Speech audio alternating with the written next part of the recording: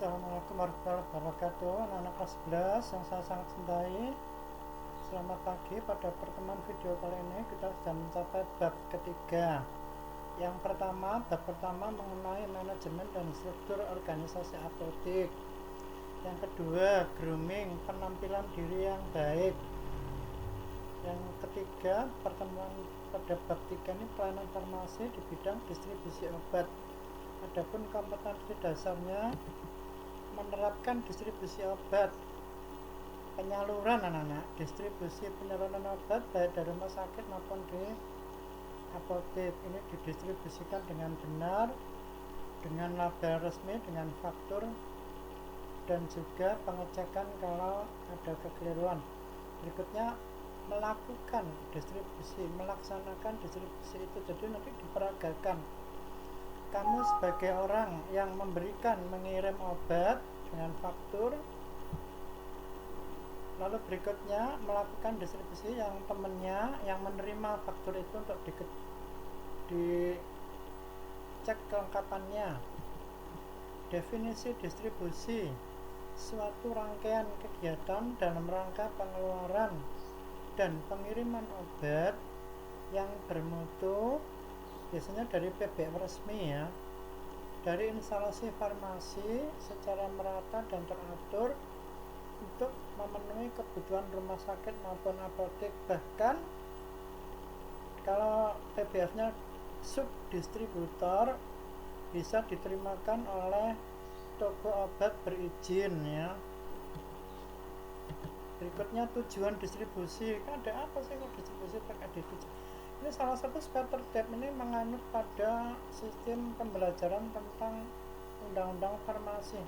Jadi ini ada payung hukumnya. Distribusi ini ada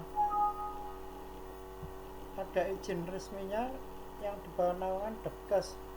1. Tujuan distribusi obat, terlaksananya distribusi obat masyarakat secara merata dan teratur.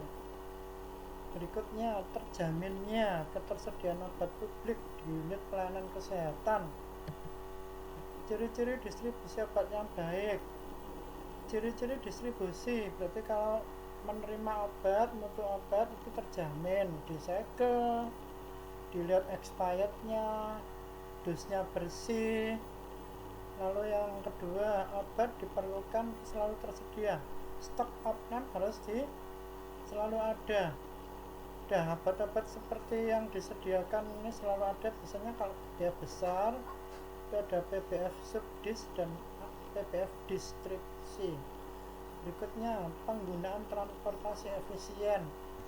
Biasanya kalau daerah-daerah kota efisien, tapi kalau sudah luar kota, daerah Sidoarjo misalkan, daerah Brebes, itu yang mungkin transportasinya harus perlu tambahan ekstra.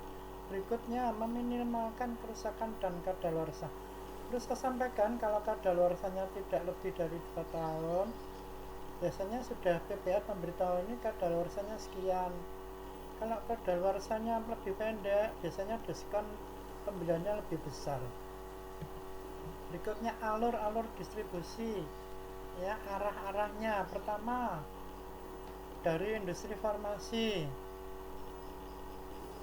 diberikan ke PBF dengan izin resmi diberikan ke tempat-tempat pelayanan farmasi.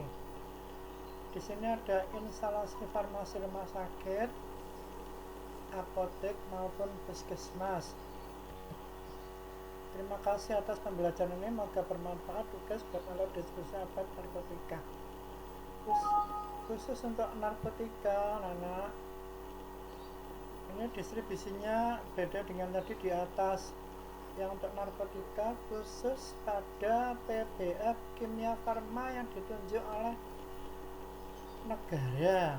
Dalam hal ini adalah pusatnya di Jakarta yang di bawah naungan Dinas Kesehatan resmi. Jadi untuk distribusi narkotika beda yang sebelumnya, yang dari industri pabrik ke PBF ke publik. Tapi kalau untuk narkotika perlu saya sampaikan ini alur distribusinya beda. Dari Kimia Farma, dari PBF Kimia Farma resmi langsung diedarkan ke apotek yang membutuhkannya. Terima kasih untuk semuanya. Waalaikumsalam warahmatullahi wabarakatuh.